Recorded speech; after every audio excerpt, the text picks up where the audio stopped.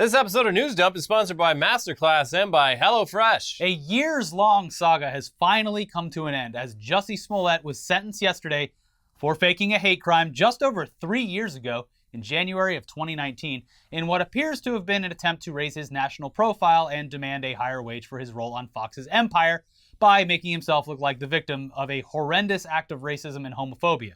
Jussie Smollett enacted an elaborate but ultimately unsuccessful hoax involving two brothers who'd had previous financial and apparently in one scenario a romantic relationship with Smollett.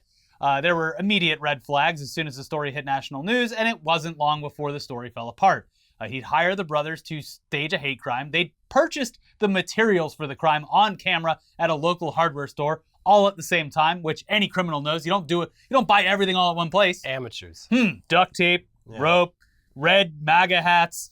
You have a great day, guys.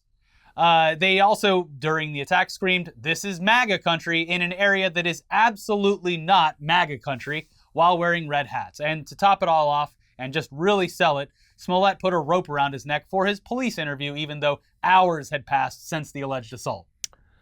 So the story blew up. It became the focus of potential police and government corruption in Chicago, resulting in a few top-level officials having to recuse themselves from the investigations after charges against Smollett were initially dropped. A few months after that, the city of Chicago sued Smollett for the costs of its investigation into the fake hate crime, with Smollett countersuing the city, claiming that they were responsible for his mass public ridicule and harm.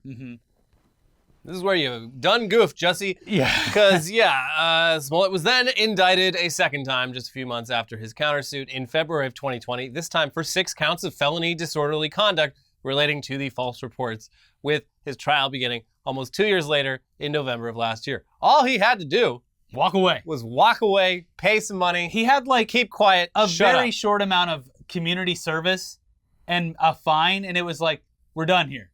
And then decided to countersue the city, and you see where that gets you. So in December of last year, Smollett was officially found guilty on 5 of the 6 felony counts, with sentencing scheduled to take place at a later date. And that later date was Thursday of this week. In a pretty chaotic scene, which involved Smollett's grandmother begging the judge for leniency, and Smollett himself shouting out claims that he was going to be Epsteined. Cringe. The sentencing was read out, and honestly, look, it definitely sucks for Jussie Smollett, but his reaction is a little over the top for what his terms actually are. Jussie will have to serve 150 days in prison and 2.5 years of probation. After the sentence was handed down, Smollett repeatedly said, "I am not suicidal, and if anything happens to me when I go in there, I did not do it to myself." Again, alluding to the fact that he's going to be killed in some sort of conspiracy cover-up where the state government claims that he did it to himself, a la Jeffrey Epstein. Dude, it's 150 days. And look, obviously, the United States, it definitely goes overboard when it comes to incarceration for nonviolent crimes. But fucking Aunt Becky went to prison for a few months. She served her time and then bounced. Yeah. You got 150 days for 5 felonies. You'll be done with this and it'll be behind you by Halloween. Then you can dress however you want. You and your friends however you want. And Yeah, it's just odd. It's like, look, 150 days is not nothing. It's a long time in prison. But to immediately claim that you're going to get Epsteined? Yeah, shut up. Yeah. This guy's very narcissistic in everything that he does. Yeah, kind of textbook narcissism looking at the whole saga of this. Doesn't seem to have any remorse. In fact, still insists that his version of the events is exactly how it happened, when it is abundantly clear that it's not. Yeah. No one fucking believes that anymore, Jussie. That was also the thing was with the trial from November to December, he continued to parrot the false claims and spoke for himself, which I'm sure his lawyers did not want him to do. Like, buddy, we got you dead to rights. Just No. cooperate just a little bit, and we can make this easy for you. I'm going to take the stand. I want people to hear my side of the story. Oh, my God. And all of the jury was like, well, this guy's full of shit. He's lying because his story is, you could see through it. Demonstrably It's proven wrong. Transparently bullshit. Yeah. So, all right, well, doesn't seem like he's going to really learn any lesson there, but that's what happened. Yeah. But with that update out of the way, we now head back to the ongoing news out of Russia and Ukraine.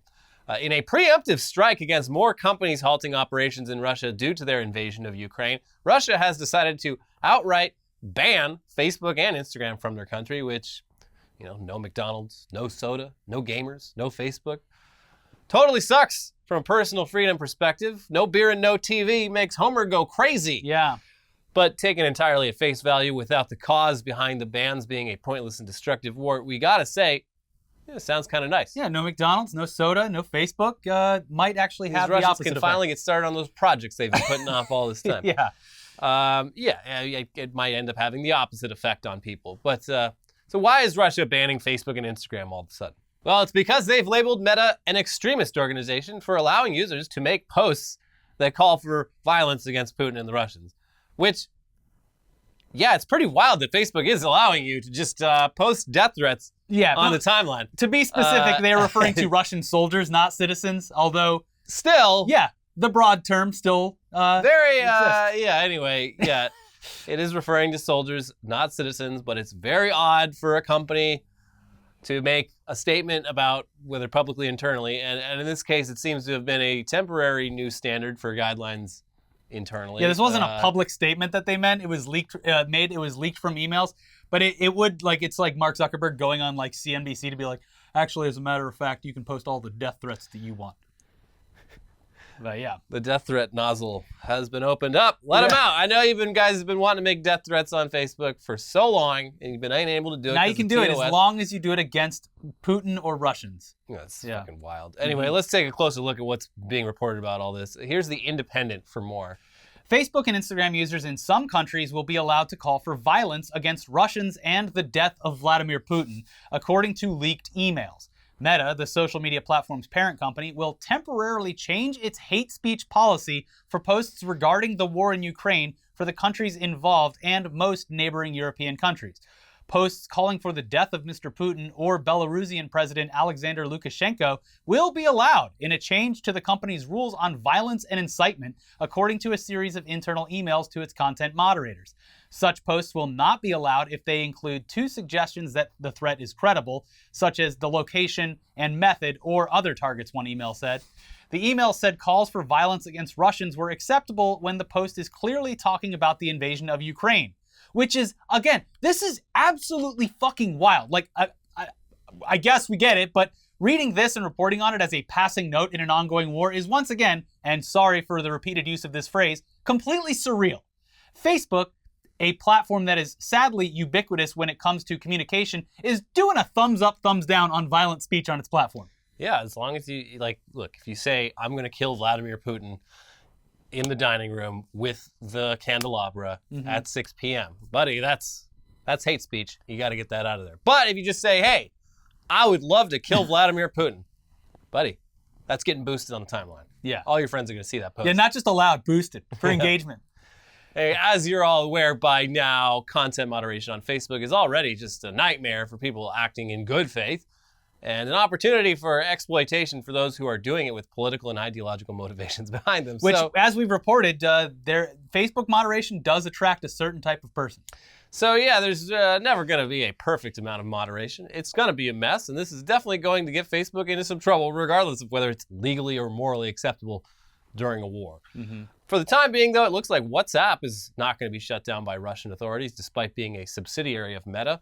And the Russian government's reasoning behind this is that WhatsApp is a means of communication, not posting information, which, okay. Yeah, as for Meta's public response to these temporary guidelines going public, a rep for the company said the following to The Independent in a statement. In light of the ongoing invasion of Ukraine, we made a temporary exception for those affected by war to express sentiments towards invading armed forces such as death to the Russian invaders. For the time being, we are making a narrow exception for praise of the Azov regiment, strictly in the context of defending Ukraine. Listen, they might be Nazis, but there are Nazis. Or in their role as part of the Ukraine National Guard. I love them not for the Nazi shit, just love them because they're killing the Russians, who is good to kill. Yeah, and we're only pulling back the regulations very temporarily because we're aware of the neo-Nazi connections. Yeah. But it's cool if it's against Russia, oh my God. But only temporarily. Yeah. It continues, but we are continuing to ban all hate speech, hate symbolism, praise of violence, generic praise, support, or representation of the Azov regiment, and any other content that violates our community standards. I mean, that's still higher standards than most news outlets in the West who are just like, oh, look at this Ukrainian soldier found this cute little kitty, and he's letting the kids pet the kitty. It's like fucking giant Azov patch on the arm, fucking Nazi black sun patch. Like, do you guys not know what fucking symbols mean? Like, at this point, you can't just be making a goof. There's got to be other pictures you can use, for God's sake. But yes, has all of the potential and probably will be an absolute mess. Yeah. Though, yes, it is ironic that the current hellscape that we all experience through social media is due in large part to Russian misinformation and incitement campaigns, while at the same time Russian just goes ahead and bans Facebook for extremist content and essentially weaponizing information. The irony hurts. It hurts my brain. And all I can say is we live in hell. We do. Yeah. And before we get off the topic of Russia, on Tex News Day this week, we spoke about the companies that are continuing to cut ties with the country, making it impossible for the Russian people to enjoy things like the Big Mac or Adidas tracksuits. Mm-hmm. But we briefly mentioned a way that Putin and the Russian government could fight back against this by essentially removing trademark laws and just allowing counterfeit versions of popular products to flow uninterrupted. Well, here's the Washington Post with more on that. Yeah. Russia has effectively legalized patent theft from anyone affiliated with countries unfriendly to it, declaring that unauthorized use will not be compensated. The decree issued this week illustrates the economic war waged around Russia's invasion of Ukraine as the West levies sanctions and pulls away from Russia's huge oil and gas industry. Russian officials have also raised the possibility of lifting restrictions on some trademarks, according to state media, which could allow continued use of brands such as McDonald's that are withdrawing from Russia in droves. These moves will, of course, have no effect on the massive amount of income the country is losing on exports, and the list of items that are being banned from Russia to the U.S. continues to grow. Earlier this week, we spoke about the oil and natural gas ban that was put in place, and on Friday of this week, President Joe Brandon announced even more import bans related to Russia. This one's a doozy. He's added seafood, diamonds, and vodka. No more Russian vodka. No one was drinking that vodka anyway. They were pouring it out. Yeah, they were. Making a big scene with it. Also, how overwhelming... much fish were we bringing in from Russia? Well... Seems kind of far. I mean, even recently we've covered just the abnormal way that shipping happens. Oh, does that include caviar? Maybe. Oh. But the vodka is going to be a big thing, although an overwhelming amount of vodka in America is not produced in Russia. We were only importing a tiny amount of Russian vodka. And if you want to be a proud American, you go get Tito's, crafted in Austin, Texas. Yeah. Anyways, seafood, diamonds, vodka, all added to a ever-growing list of banned goods. But we also have a lot more news for you that isn't related to Russia or Ukraine in just a second, we promise. But first, it's time to thank today's sponsors for making this show possible, starting with Masterclass. Masterclass gives you the extra knowledge and motivation that you need to take your craft, whatever it may be, to the next level. That's where Masterclass shines, because you're getting information from literally the best people in the business from a variety of fields like cooking, music, film, animation, business, tech, and plenty more. With Masterclass, you can learn from the world's best minds anytime, anywhere, and at your own pace. You can learn the art of DJing and music curation from Questlove, improve your cooking skills from Gordon Ramsay, or learn game design and theory from Will Wright. With over 100 classes from a range of world-class instructors, that thing you've always wanted to do is closer than you think. And recently, they add new stuff all the time. One of the coolest ones that I saw on there recently is Ken Burns does a course on documentary filmmaking. Oh, wow. So if you want to learn documentary filmmaking from literally the best person to do it. So these cinema quality classes give you unparalleled access to literal experts, and the lessons range from showing you how to execute a technique to insights about that craft. You can explore lessons in any order across your phone, tablet, Apple TV, or computer, and at just 10 to 15 minutes, you can squeeze a few lessons in here or there without setting aside an entire day.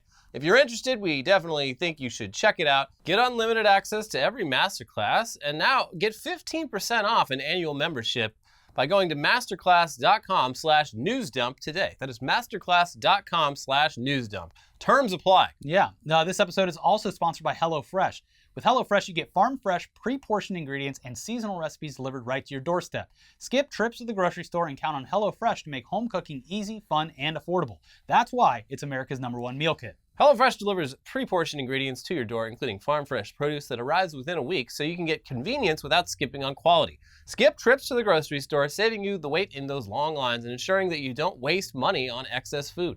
HelloFresh offers 50 menu and market items to choose from every week, including veggie, calorie smart, family-friendly, and gourmet options. providing plenty of variety. Coming up on next week's menu, you've got delicious options like the Hall of Fame pub-style shepherd's pie with white cheddar and thyme mashed potatoes, or if you're looking for something quick and spicy, the Hoisin honey chicken with green beans and jasmine rice clocks in at just 20 minutes of prep.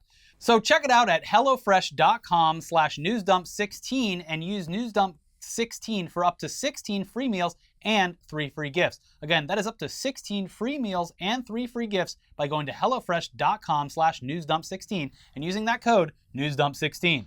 All right, back to the news now with some attempts to clear up the confusion regarding the new MoviePass. MoviePass 2.0. Yeah. With an interview between Vulture and the company's CEO, Stacy Spikes. Now, we're going to assume that the relaunch announcement didn't really go over too well because it seems as though Spikes is making the rounds and doing a bit of damage control already, mainly relating to the company's plans to literally track your eyeballs and facial movements to ensure that you are actively watching advertisements in order to earn tokens that will be used for discounted or free movie tickets within their app. Yeah, so if that sounds like a bad idea, it's because it is, but it's unsettling. In this recent interview, Spikes tries to explain how this is a positive, actually, and he outright says that he wishes people would stop talking about the facial recognition part. Jeez! There's a lot of good stuff here, guys. Why we gotta focus on this very dystopian aspect of it? While at the same time brushing off concerns that it is dystopian by claiming that we're already living in dystopian times. So who cares? Yeah, I love that take on it. That is, what have you got to hide? That is the best possible take on all of this that he can make. Like, what? Have you looked around? You think this is bad? You're gonna get to see a free movie. Yeah, shut up. It's a free movie. So what if I see your little ding dong? I will know if you were jacking off to these ads. Yeah. Yeah. Anyway, here's some takeaways from this recent interview with Vulture. For the most part, Spikes is okay with the ribbing, but he objects to a particular characterization in headlines like Vulture's MoviePass is back, and this time it's dystopian. Quote, "We're already in dystopia," Spikes exclaims. We're already in dystopia. Think about it. All of your social media, your ability to communicate with the outside world is ad-supported. You have to watch stuff in order to get what you want. If we want to talk about dystopian, we're standing in it. All I'm doing is making it a little bit more dystopian, but yeah, I figure it's already happening. Why can't Daddy get a taste? Why not track your eyeballs? Yeah, and he is not wrong about living in dystopian times, but acknowledging that we're already dystopian, so why not throw more on the fire, is certainly a unique way to approach things. And I love his honesty for it. It's not dystopian, it's just topian. Yeah, yeah. Now he goes on to explain why earning free movies through MoviePass facial ad tracking is actually taking the power back by saying the following. Your attention has value and should be controlled by you. So with pre-show, we wanted to create the first technology that allows you to monetize your own attention instead of value exchange for that. This is decentralized. Instead of, I'm going to embed cookies and I'm going to track everything you do and I'm going to sell it and I'm going to put that money back in my pocket, what we see is, I'm going to let you engage with the brand and monetize that. You're a creator now. You're part of the creator economy. Yeah. He adds that this will be more beneficial to both the advertiser and the consumer, saying, now, as an advertiser, I've tied myself into the movie even more than with the product placement. Now the consumer is directly relating to me. I'm getting to spend 3 minutes showing them a behind-the-scenes feature and talking to them. I can ask, do you want to test drive a Land Rover? Adding that through people he's pulled, 91% say they're thrilled about the concept. And that, quote, I think we just need to stop talking about the facial recognition part and just give them the free ticket part. But yeah, I mean, this is all obviously based on internal data. 91% of the 10 people that I talked to. And yeah, familiarity with the product that literally gave away millions of dollars worth of value to consumers for next to nothing last time. So yeah, it remains to be seen whether or not MoviePass 2.0 will have anywhere near the same amount of success, especially considering what users will have to do in order to get a comparable value this time around. But leaning so heavily on face tracking software for discounts is still a bit unsettling. We will continue to keep our eyes. We will not look away. We will maintain eye contact with all things MoviePass as they continue to play out, and we will let you know.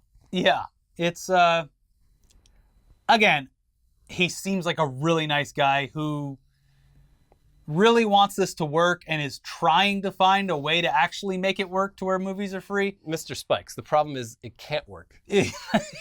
Yes, there's an inherent flaw in this plan. It couldn't work last time, and it can't work this time. So, look, it'll be interesting to see if it works out. I just think that the approach is insane, And also, like, that all goes without mentioning the fact that he's forcing a crypto aspect to it that has absolutely no necessity in the crypto space at all.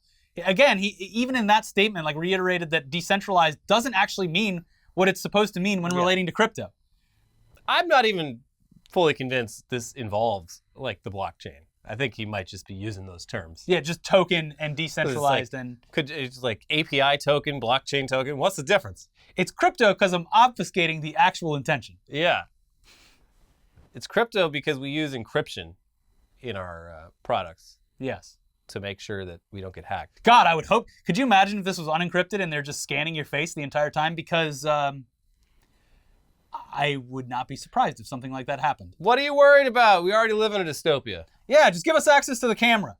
Give us your biometric data now. Yeah. But hey, speaking of movies, The Batman performed extremely well, which gives us a bunch of good news and a side of bad news. Let's get the bad news out of the way first. AMC and Regal's price increase experiment had absolutely zero negative effects, and definitely a very substantial positive effect on their bottom line.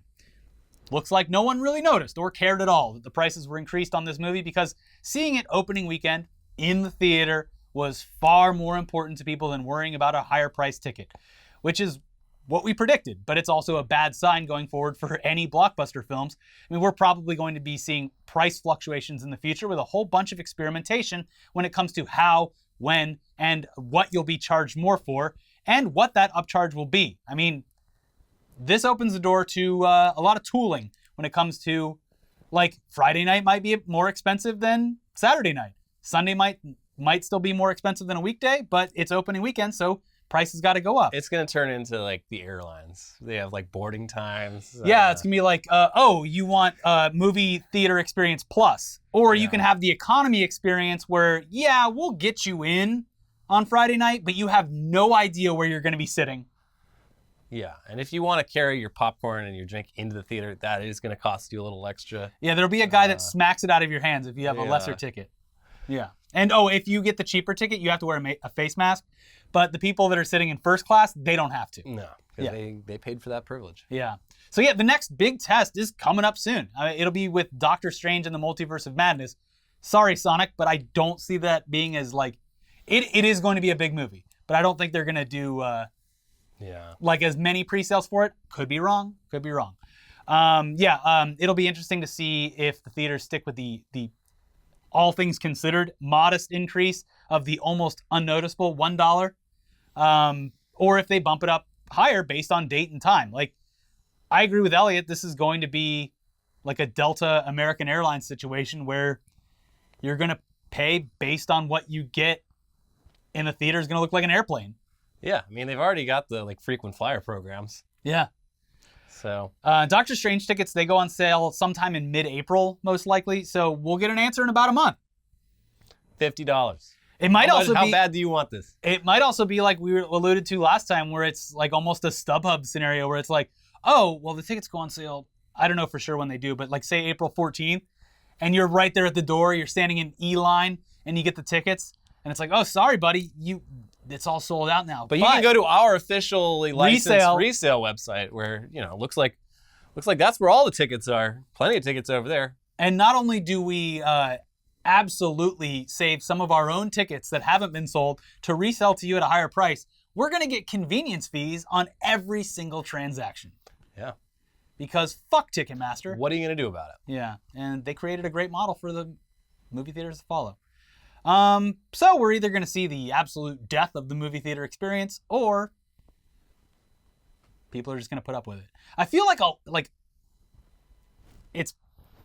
lot of the shit that's happening right now is payback for the money that companies lost during the pandemic. Oh, yeah, absolutely. Like the gas price hike thing, where it's just like, this won't even take effect. The Russian import shit won't Not at all. It's a total excuse. They're like, well, we never made up for all that money we lost in, like, March and April of 2020 when everyone wasn't driving. So when we still made, like, insane amounts of money. Yeah, record-breaking. Not quite as much insane amounts of money as we would have liked. So we're just going to do a little math, and that'll be $7 a gallon, sir. I feel like it's like that with a bunch of other shit, too. I saw a plan, and this will never happen probably, but there's a plan in Congress to, like, basically do UBI, but just straight from the oil companies' profits. Yeah.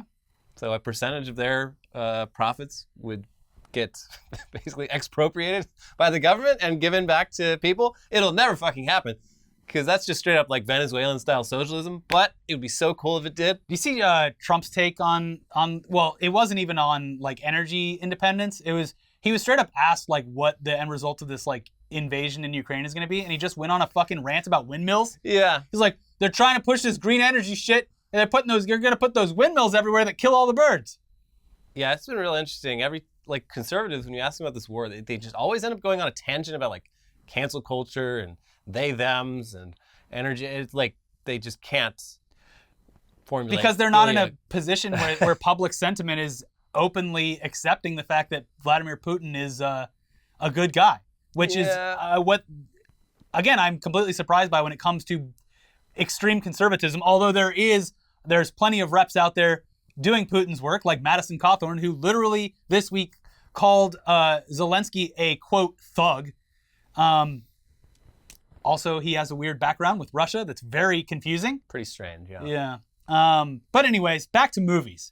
So on the good news side of things, the box office performance of Batman guarantees that the world that Matt Reeves has built will continue on through sequels and more. Yeah. So much like with the Joker, this film was pitched as a sort of one-off standalone film, but with how well they both performed, it wasn't long before Warner Bros. Indicated that more were on the way. Mm-hmm. One thing that has been confirmed already is an HBO Max spin-off series involving Colin Farrell's Penguin, which I don't know how to feel about this. Like, oh, you liked Colin Farrell's Penguin? Yeah, he was great. All right. How about a fucking series? What? Okay. It's, that's like, so anyway, you might be milking it too much at that point. Yeah. Like, this just happened. Like, he was great as a character. Yeah, interesting character. Maybe setting him up for more of a villain role in the future. I don't need a fucking 10-hour miniseries about this guy. Yeah, I really love the movie. I'm not entirely on board with this, but I don't sure. see it. Anyway, here's the Hollywood Reporter with more on that. A spin-off of Matt Reeves' as The Batman is officially happening. HBO Max has committed to a straight-to-limited series order for The Penguin, with Colin Farrell The Joker, The Batman, The Penguin. With Colin Farrell reprising his role as underworld kingpin Oswald Cobblepot. Quote, "The world that Matt Reeves created for the Batman is one that warrants a deeper gaze through the eyes of Oswald Cobblepot," Farrell said. "A deeper gaze through the eyes with Oswald Cobblepot," Farrell said in a statement. "I couldn't be more excited about continuing this exploration of Oz as he rises through the darkened ranks to become the Penguin. Will be good to get him back on the streets of Gotham for a little madness and a little mayhem." They should have let him use his normal voice. Yeah. An Irish Penguin. Mm-hmm. That would have been cool. Added Reeves, "Colin exploded off the screen as the Penguin in The Batman, and having the chance to thoroughly explore the inner life of that character on HBO Max is an absolute thrill." So, look, Reeves is involved. That's good. It looks like it's going to be a prequel to The Penguin. Again, it's about how he got so fat. Well, he ate all those fish, just like in Batman Forever. That Penguin's still the best Penguin. That Penguin had gout. Like, this Penguin, it's a cool Penguin, but he's just a mafia guy. Yeah. The Tim Burton Penguin was a freak, deformed, abused child who was raised in a cage, who was literally abandoned by his family and raised by penguins. Yeah. Who took him in as one of their own. He eats raw fish, and he's always like leaking fucking ooze out of his like orifices. Yeah. And just the best Penguin. Yes. This He dies, and the Penguins give him a penguin funeral. It's fucking crazy. the Batman Penguin is Big Pussy from Sopranos. Yeah, that's all it is. Yeah. He's just, his power is that he's Italian. Yeah. Which, fine. It's great. I do admire the bravery of this Batman movie. Finally being the first Batman movie to come out and say it. The real villains are Italian Americans. Listen, I recently learned of my Italian lineage. Uh-oh. So I'm gonna take that as an offense. Oh. Maron. Yeah. Well, You know they're saying Madonna when they say Maron? well, that's cool. Yeah. There you go. I didn't know that. So yeah, that's what was the Fox show? Was it just called Gotham? There was Gotham, which had Ben McKenzie as Gordon. Oh. That's been gone for a while. Then That's there's- the anti-NFT guy. Yeah, there's an Arkham show coming about Arkham Asylum, I think. There was a GCPD show, but I think that's been canceled. I don't know. I don't care about any of this shit. Yeah, the movies are 3 fine. hours was enough. I don't. 3 hours was great. Yeah. I enjoyed the full 3 hours. The other content they're making, but hey, Peacemaker did well. People really liked that. I watched one episode and was like, this isn't really for me. I think the jokes are kind of corny. I haven't watched the rest of it. I probably should before making an assumption, but yeah, Warner Brothers is going to do what makes Warner Brothers money, and this is going to make them money. I didn't notice this till I walked past the theater today. There's a DC Dogs movie coming out. Yeah, I saw promotion for that. An animated movie where you got Batman and Superman, and they're both dogs. Interesting. Okay. Yeah. All right. Yeah. And finally, on a personal note, some good news this week. Baseball is back. The lockout is over. Baseball is going to be back just a week after it was supposed to start. It'll be back on April 7th. I will take good news wherever I can get it, and this is escapism for me. I enjoy having multiple games on every single night. 186 games per team. It is per year. Nonstop the entire half of the year. I love it. They make them work for that money. Yeah, and especially outside during the summertime. The one sport where it's like, yeah, things get real weird. These guys in, actually like, do July. like these guys actually do work their asses off. Yeah. So I'm very excited. I'm super stoked that this is happening. The lockout was terrible and dumb and completely misrepresented by the commissioner and owner of the teams. They really tried to like push this anti-baseball players making a lot of money narrative when they themselves are literal billionaires. Yeah. But anyways, there's a few new rules that were agreed upon. This is great news. I enjoy this. This was happening in the American League. National League, there's designated hitters now. So no more pitchers attempting to hit baseballs. So they get a designated hitter now instead of the pitcher I always spot. liked that. I thought it was interesting though. Why? So they can go up and like strike out or just bunt? They had to be a lot more strategic with their like batting orders and shit like that. But now it's more exciting and get more home runs. Right. So for the people with short attention spans. Did they negotiate, easing up on those steroid rules so you can get back to the late 90s again? While I do think in theory that is great, I also like that it's taken seriously. But no, I want to see players' heads visibly grow like 4 hat sizes larger over the course of a season. I like Mark McGwire holding a baseball bat like it's a fucking toothpick. I think it's great. Wow, it's weird how Mark McGwire grew 2 inches taller as a fully grown man in the past year. What happened between the Oakland weird. Athletics and the St. Louis Cardinals? Jesus, what happened? Wow, that's what training gets you. That's what hard work gets you. So designated hitter. No more runners starting on second base in extra innings, which was a thing that was happening. Oh. And 9-inning doubleheaders. So before, if there was a doubleheader, it was 7 innings. Now, full 9 innings. So again, and there's going to be more double headers because of the slightly shortened season because of the lockout. So that'll be interesting. They work for their money. They do. Yeah. Anyways, I'm just happy to have something to look forward to for once. I know it's a personal thing. Many of you don't like baseball, which is fine. It's fine. America is back. Yeah, because I was getting way too into NASCAR because of the lockout. So I'll still watch, but... And I like that driver, Chase Elliott, because his name's Elliott, and he's from Georgia. Oh. So I like half of those things. Yeah, but it's 2 L's. Oh, get him out of here. Mm-hmm. Anyways, that's it for this week's episode of News Dump. Stay tuned for more weekly weird news. And if you want to check us out live in person, we're going to be in Austin, Texas, April 1st at the Rooster Teeth podcast show. We are the opening act. Get your tickets. We'll leave a link in the description or as a top comment below. Get your tickets now, April 1st, Austin, Texas. Us, live, in the flesh. We'll see you there. In the meantime, check out our most recent episodes over here. We got a new Tech News Day and another episode from earlier in the week. See you soon for Weekly Weird News. Subscribe, leave a comment, like the video. Bye.